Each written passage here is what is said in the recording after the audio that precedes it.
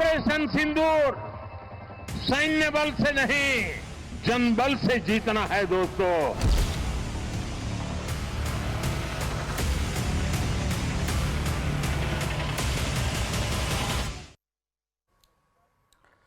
नमस्कार, मैं हूं आपके साथ हेमंत कुमार। ऑपरेशन सिंदूर पर हो रही सियासत पर न्यूज 18 के सबसे बड़े सर्वे के नतीजे की आज बात करेंगे।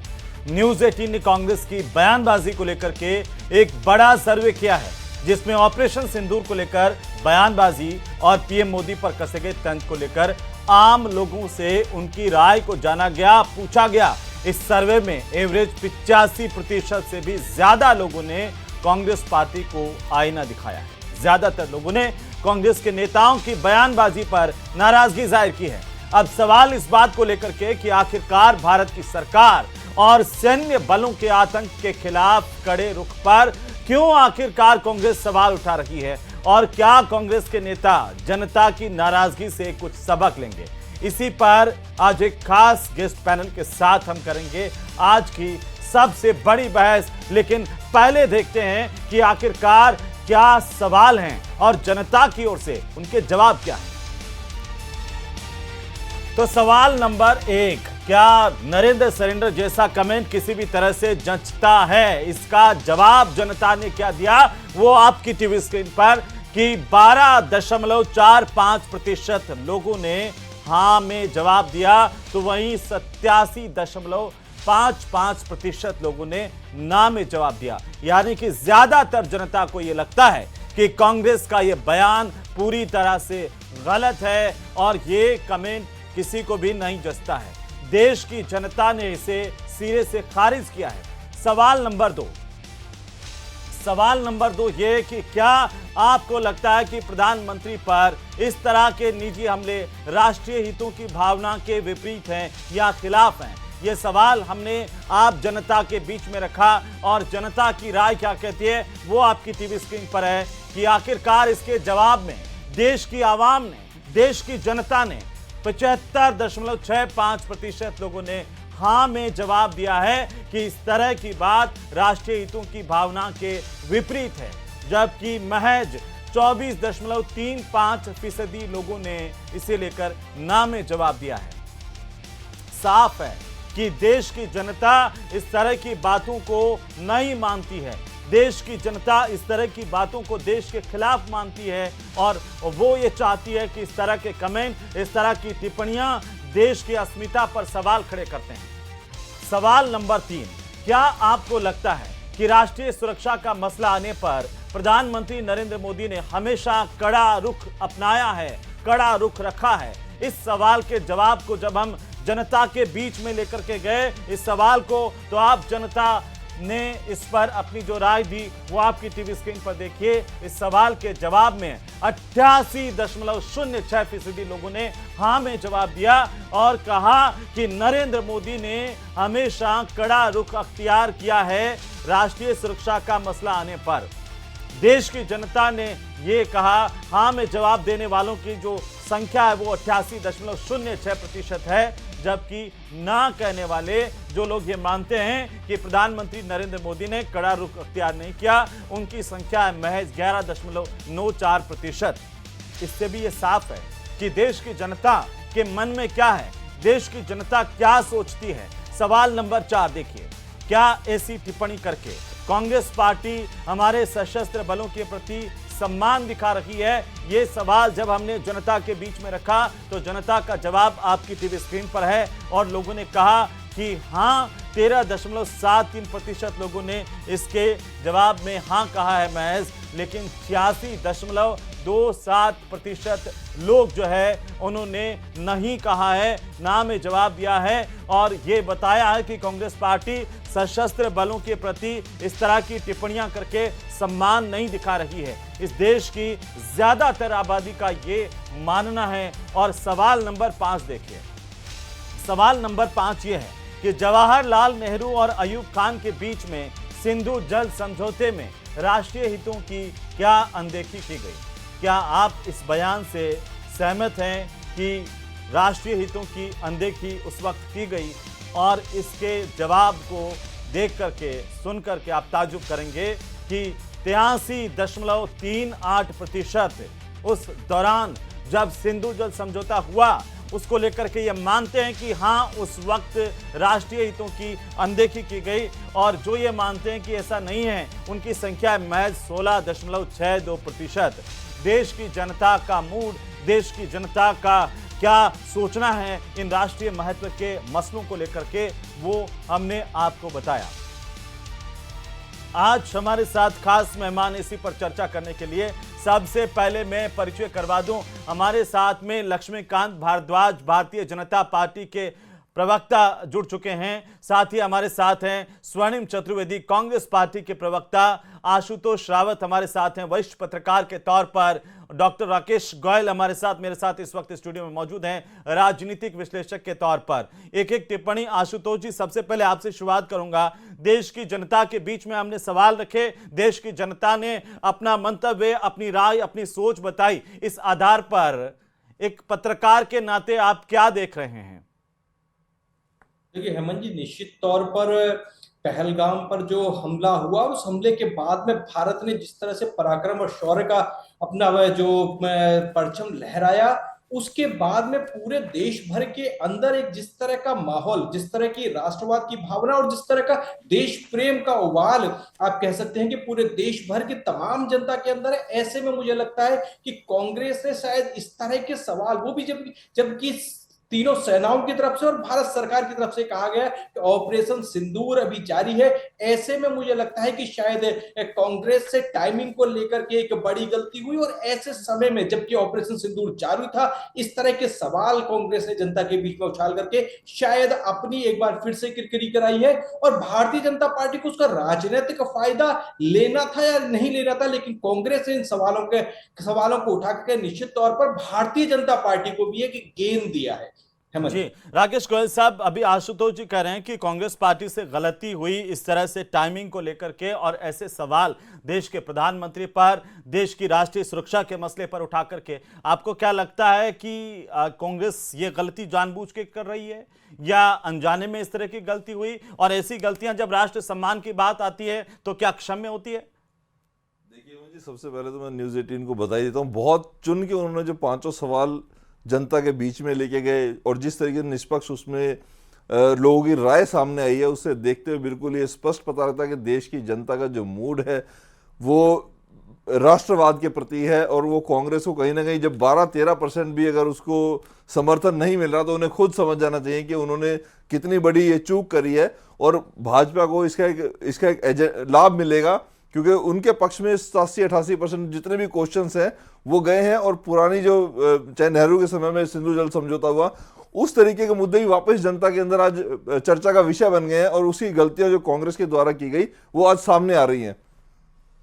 जी, और क्या मेरा दूसरा सवाल यह था कि क्या ये जाने अनजाने में गलती हुई है, जानबूझ करके की गई है, या राष्ट्रीय अस्मिता और सुरक्षा के मसले पर इस तरह के बयानबाजी अक्षम्य है?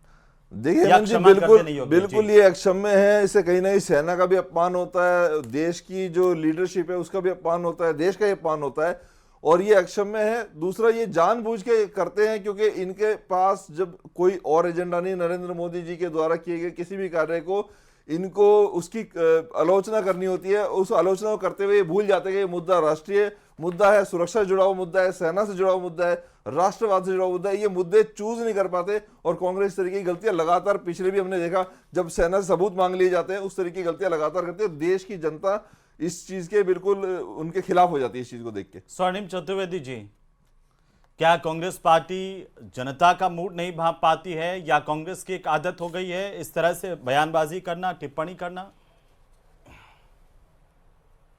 देखिए हेमंत जी, ये जो आपने सैंपल सर्वे करवाया है, ये 140 करोड़ लोगों की जनता का मूड नहीं है। 140 करोड़ जो देश की जनता है उसमें से 14,000 लोगों का आप सैंपल लेकर के, ये तो एक लोकसभा क्षेत्र का भी सैंपल नहीं होता इतना छोटा, तो और इससे ज्यादा लोग तो, अगर आपको ध्यान हो, और कल की हमारी जो राजस्थान में 2 सभाएं हुई थी हमारे प्रदेश अध्यक्ष गोविंद सिंह डोटासरा जी की, इन्हीं मुद्दों को लेकर के, एक गंगानगर में और एक चूरू में, अगर उसमें देखेंगे उससे ज्यादा लोग तो उन सभाओं में मौजूद थे और समर्थन में थे। बाड़मेर वाली सभा भी देखी, तभी राष्ट्रीय, सुनिए जी, बाड़मेर वाली सभा भी हमारी प्रधानमंत्री जी की सभा से बड़ी थी।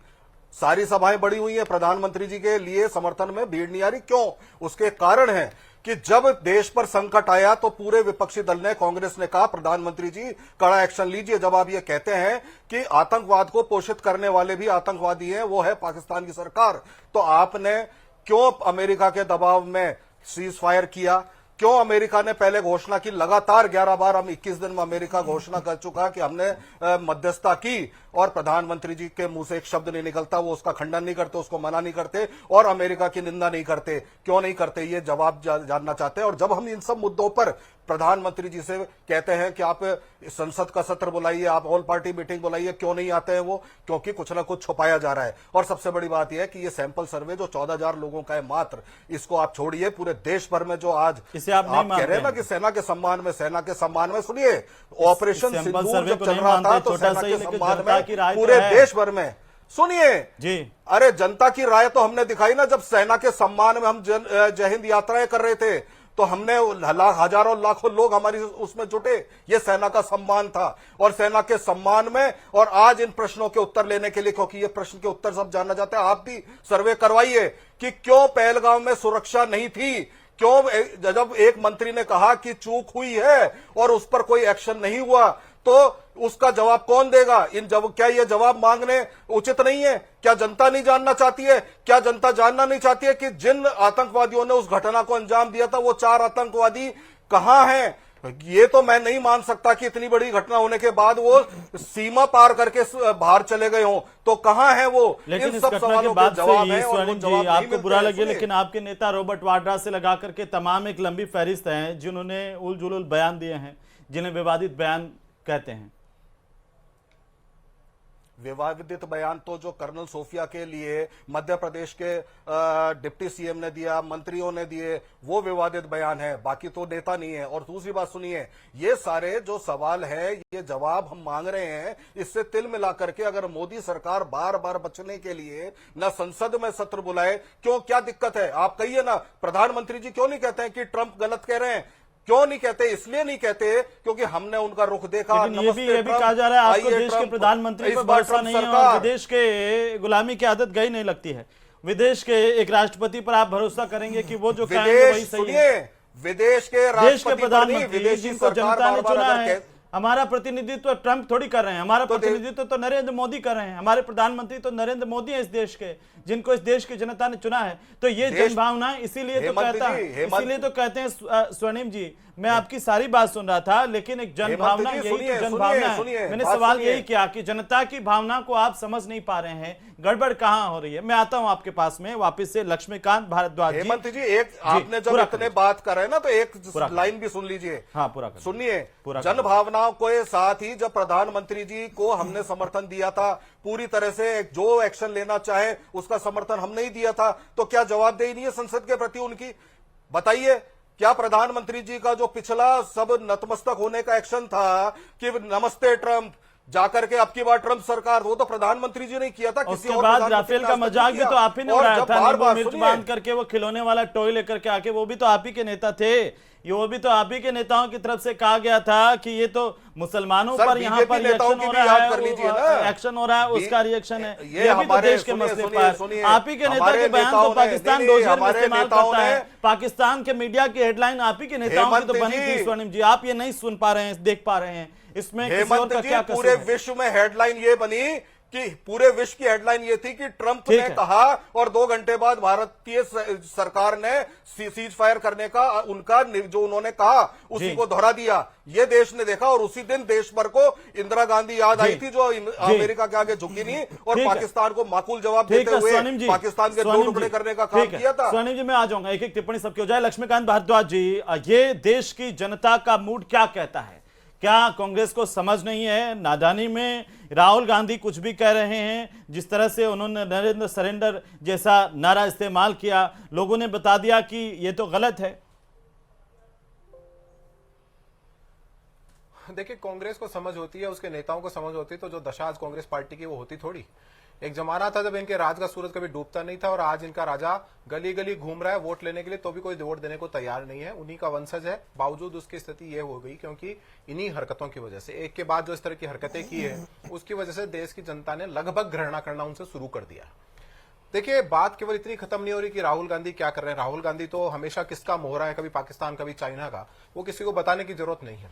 जब देश चाइना के साथ संघर्ष में था डोकलाम में, तब वो चाइनीज के लोगों के साथ मीटिंग कर रहे थे। किस तरह की गलवान घाटी में जो घटना हुई थी, तब चाइना के जो मुखपत्र है उसने जो स्टेटमेंट दिया उसको मान रहे थे, बजाय उसके जो भारत की सेना के प्रमुख ने कहा उसके बजाय चाइना के प्रवक्ता बनकर देश में घूम रहे थे। गाहे बजाय कांग्रेस पार्टी के कई सारे नेता जो राहुल गांधी के बड़े करीबी हैं, पाकिस्तान जाकर भारत की सरकार को गिराने के लिए पाकिस्तान का समर्थन लेते आए हैं। लेकिन बात ये नहीं है, बात यह है कि पाकिस्तान के आए हुए आतंकवादियों ने भारत के नागरिकों के ऊपर हमला किया और 26 निर्दोष नागरिकों की नृशंस तरीके से हत्या कर दी। यह कश्मीर में हुआ, उस कश्मीर में जो पिछले कई दशकों से आतंकवाद से प्रभावित है।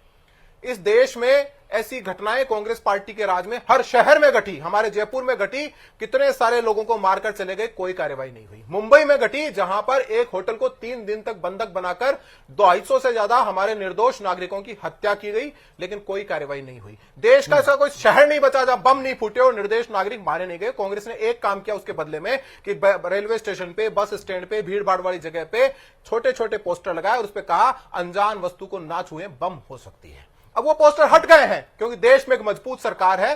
कश्मीर में जो कि आतंकवाद प्रभावित है पिछले कई दशकों से, वहां हमारे निर्दोष नागरिकों की हत्या की गई, तो भारत के प्रधानमंत्री ने पूरी दुनिया को संबोधित करते हुए कहा कि दुनिया के किसी कोने में छुपे वो घुस के मारेंगे, और मारा। हमारे लोगों के ऊपर जिन्होंने हमला किया, 11 जो एयरबेस है कांग्रेस जो पाकिस्तान के, वो उनके घर में घुसकर उड़ाए। 9 आतंकवादी ऐसे ऐसे ठिकाने उड़ाए जो अमेरिका भी नहीं उड़ा पाया। जब हमारा मकसद हल हो गया, हमने पाकिस्तान को नेस्तनाबूद, उनके आतंकवादी ठिकानों को नेस्तनाबूद कर दिया, उसके बाद उन्होंने गुहार लगाई दुनिया भर में पाकिस्तान के लोगों ने। और भारत से जब सरेंडर किया तो भारत के डीजीएमओ ने सामने आकर कहा कि पाकिस्तान के अनुरोध के ऊपर, पाकिस्तान के सरेंडर के ऊपर हमने सीज फायर किया क्योंकि हमारा मकसद आतंकवादियों को मारना था और हमने मार दिया। अब जो ट्रंप कह रहे हैं, भारत के यशस्वी प्रधानमंत्री जी सामने आए और उन्होंने पहले दिन ये कहा कि जो डीजीएमओ की लाइन है वो भारत की सरकार की लाइन है। आप भारत के प्रधानमंत्री के ऊपर विश्वास नहीं करते, भारत की सेना के ऊपर विश्वास नहीं करते, आप ट्रंप पे विश्वास करते। ट्रंप पे भी विश्वास नहीं करते क्योंकि ट्रंप तो पलट गए थे दूसरे दिन ही। इनको केवल एजेंडा चलाना है, और एजेंडा क्या है? एजेंडा भारत विरोधी एजेंडा है। और इसका परिणाम देखा आपने 2019 में, जब पुलवामा में हमारे बहादुर सैनिकों के ऊपर हमला हुआ था और कांग्रेस पार्टी ने उसके खिलाफ बयानबाजी की थी, तो परिणाम नहीं देखा कि कांग्रेस पार्टी तो हारी जो हारी, अमेठी से राहुल गांधी खेत आए थे। इनको पता नहीं देश की भावनाएं क्या है। ये हमेशा से जो इनकी परंपराएं हैं, जिन्होंने सरेंडर किसको कहते हैं मैं आपको बताता हूं। सरेंडर का इतिहास इनका भरा पूरा है। 1947 में जब देश आजाद हो रहा था, तब इन्होंने अंग्रेजों के सामने और पाकिस्तान के सामने सरेंडर किया। 10 लाख लोग गाजर मूली की तरह कटवा दिए इन लोगों ने। 1948 में कबाली घुसे कश्मीर में, हमारा आधा कश्मीर लेकर चले गए, इन्होंने मरवा दिया लोगों को वहां पर और सरेंडर कर दिया। 1962 में जब चाइना ने हमला किया, हमारी 54,000 वर्ग किलोमीटर अरुणाचल की जमीन लेकर चला गया चाइना, आज भी उसके कब्जे में है। 1971 में जब पाकिस्तान ने हमला किया तो 93,000 सैनिक पाकिस्तान के भारत की सेना के आगे घुटनों पे बैठे हुए थे। शिमला समझौते में जो वहां की प्रधानमंत्री थी भारत की इंदिरा गांधी, उन्होंने जो जीता था हमारे देश के सैनिकों ने सब कुछ लुटा दिया। ना हमारा पीओके लेकर आई, और जो 54 हमारे युद्धबंदी पाकिस्तान की जेलों में बंद थे उनको भी लाकर आने का साहस नहीं कर पाई। उसके बाद देश में बम धमाके हुए, एक के बाद एक, कोई कार्रवाई नहीं हुई। कौन भूल सकता है शहीद हेमराज का सर काट कर ले गए थे पाकिस्तानी।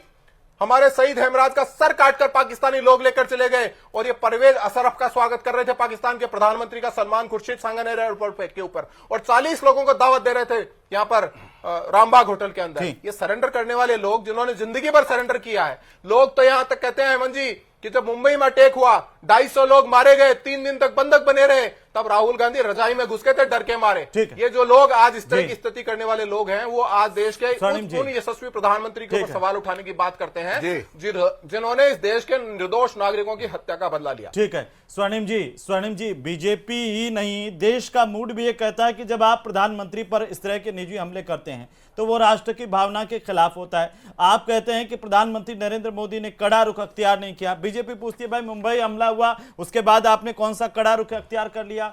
आज जम्मू कश्मीर में अगर इस तरह से डेवलपमेंट हो रहा है, दुनिया का सबसे बड़ा पुल बन रहा है, लोगों को सुविधाएं मिल रही है, तो पाकिस्तान को तो तकलीफ होना जायज ही है। इसमें कांग्रेस पार्टी को भी क्या तकलीफ है?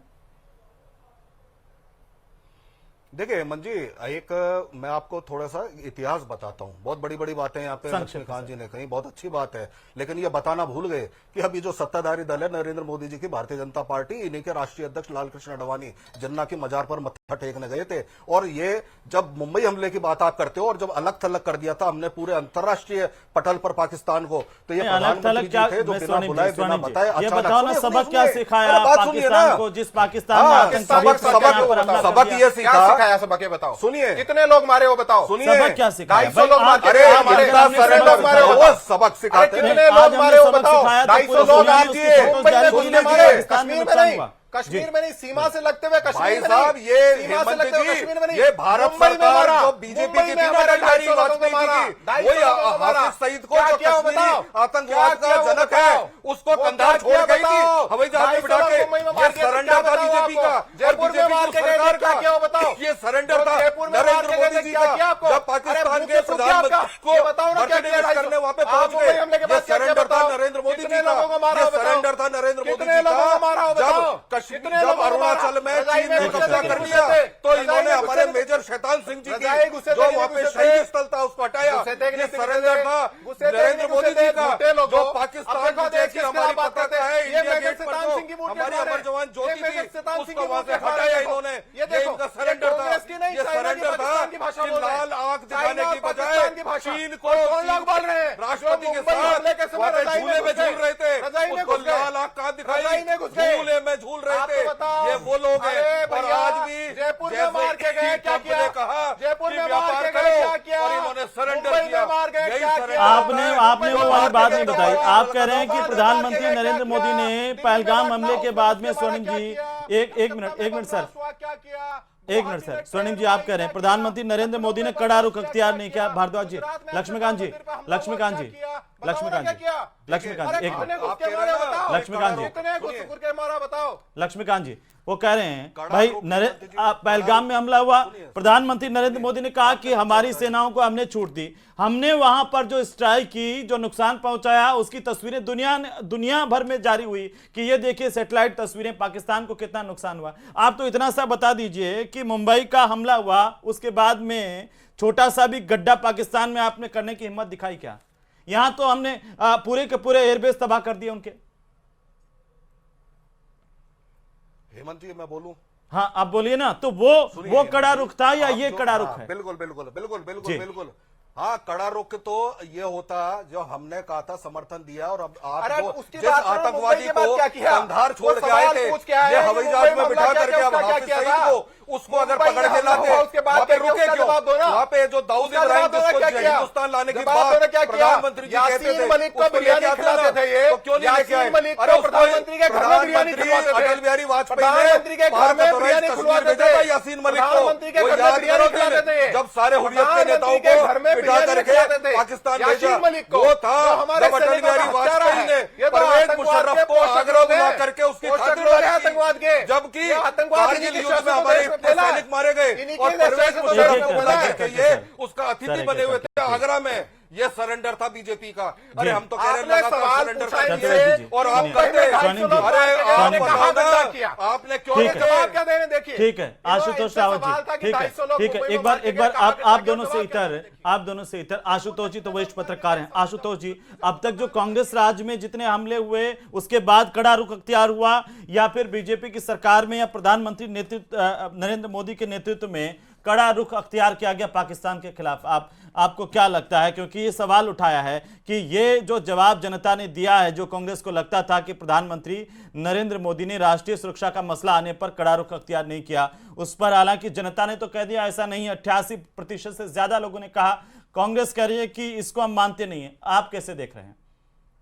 देखिए हेमंत जी, निश्चित तौर पर जो आतंकवाद के खिलाफ नरेंद्र मोदी का जो रुख रहा, जो भारतीय जनता पार्टी का रुख रहा, वो कांग्रेस की कंपैरेटिवली ज्यादा आक्रामक रहा। मैं यहाँ यह वर्ड शब्द यूज नहीं करना चाहूंगा कि कांग्रेस ने आतंकवाद को खत्म करने के लिए कुछ प्रयास नहीं किए, लेकिन मुझे लगता है कि नरेंद्र मोदी का रुख ज्यादा आक्रामक रहा का आतंकवाद को खत्म करने के लिए। और देश की भावनाएं भी सवाल के जवाब में साफ दिखती हैं कि जैसा उन्होंने कहा कि हम तमाम उन केंद्रों को जो आतंकवादियों का अड्डा है और सिर्फ आतंकवाद के प्रति कड़ा रुख का नहीं है, लोग ये समझते हैं कि जवाहरलाल नेहरू और सिंधु जल समझौता अयूब खान के बीच में हुआ, उसमें भारत के हित नहीं देखे गए। पाकिस्तान को कितना पानी जाना चाहिए वो हम सोचते थे पहले, ये सोचिए। और आज एक सरकार कह रही है कि हम पाकिस्तान का पानी रोक देंगे, तो उस तरह से उधर से 1 महीना हो गया लगातार बिलबिलाहट की आवाजें आ रही है। निश्चित तौर पर हेमंत जी, और साथ में एक चीज और देखनी पड़ेगी कि हमने 80% पानी पाकिस्तान को देने के लिए हामी भरी, यानी हमने अपने राष्ट्रीय हितों की उपेक्षा की और अपने पड़ोसियों का ज्यादा ध्यान रखा। मुझे लगता है कि शायद वो पड़ोसी इस लायक नहीं हो जो आपकी दया की कद्र कर सके। ऐसे पड़ोसी के साथ इस तरह की भावनाएं निश्चित तौर पर नहीं होनी चाहिए। स्वर्णिम जी, एक लाइन में संक्षेप में आप ये कहते हैं कड़ी कार्रवाई नहीं की, तो एक तो बार बार आप पर यह सवाल उठता है, मुंबई हमले के बाद में आपने कौन सी कड़ी कार्रवाई की, पाकिस्तान में कितने गड्ढे किए, और एक जवाहरलाल नेहरू और अयूब खान के बीच में समझौता हुआ, उसमें देश हित को प्रायोरिटी ना देकर के पाकिस्तान को प्रायोरिटी दे दी। फिर पानी उनके जाना चाहिए, सोचना तो यह चाहिए था कि हमारे यहां पर पानी रहे, उनका हमें क्या मतलब है।